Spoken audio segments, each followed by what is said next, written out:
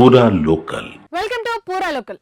America అధ్యక్షుడు Trump కాల్పుల విరమణ ఒప్పందంపై ప్రకటించిన కొన్ని గంటలకే ఇరాన్ ఇజ్రాయెల్ పై క్షిపణి దాడులు చేసింది. బేర్షివా నగరంపై జరిగిన ఈ దాడిలో 3 మరణించగా పలు భవనాలు ధ్వంసమయ్యాయి. ఇరాన్ దాడిలో ధ్వంసమైన ఓ నివాస భవనం దృశ్యాలు నెట్టింట వైరల్ అయ్యాయి.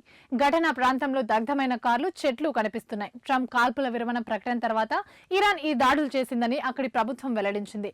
జూన్ 13న ఇరాన్ అణు కేంద్రాలు, మిలిటరీ స్థావరాలపై ఇజ్రాయెల్ ఆకస్మిక వైమానిక దాడులు చేసిన నాటి నుండి ఇరు దేశాలు ఒకదానిపై మరొకటి మిసైళ్లు ప్రయోగించుకుంటున్నాయి. ఇదిలా ఉంటే గ్రీనిష్ మెరిడియన్ టైం ప్రకారం ఉదయం 4 గంటలకు ఇరు దేశాల మధ్య కాల్పుల విరమణ అమలవుతుందని ట్రంప్ పేర్కొన్నారు. ఈ విషయంపై ఇజ్రాయెల్ నుండి ఎలాంటి ప్రకటన వెలువడలేదు. ఇజ్రాయెల్ దాడులు ఆపితే తాము ప్రతి దాడులు చేయబోమని ఇరాన్ విదేశాంగ శాఖ మంత్రి తెలిపారు. ఇరాన్ మిసైల్ దాడులు కొనసాగుతున్న ఇజ్రాయెల్లో మృతుల సంఖ్య కూడా పరిమితంగానే ఉంది. మిసైల్ దాడుల గురించి ఎప్పటికప్పుడు ఇజ్రాయెల్ ప్రభుత్వం ప్రజలను ఫోన్లు, అలర్ట్లు, ఎస్ఎంఎస్ల ద్వారా హెచ్చరిస్తూనే ఉంది. ఆ తర్వాత సైరన్లు కూడా మోగిస్తుంది. తమ ఇళ్లకు సమీపంలో ఉన్న మిసైల్ దుర్భేద్యమైన షెల్టర్లలో దాక్కోవాలని చెబుతోంది. తన గగనతల రక్షణ వ్యవస్థ ద్వారా అధిక శాతం ఇరాన్ మిసైళ్లను గాల్లోనే ధ్వంసం చేస్తోంది.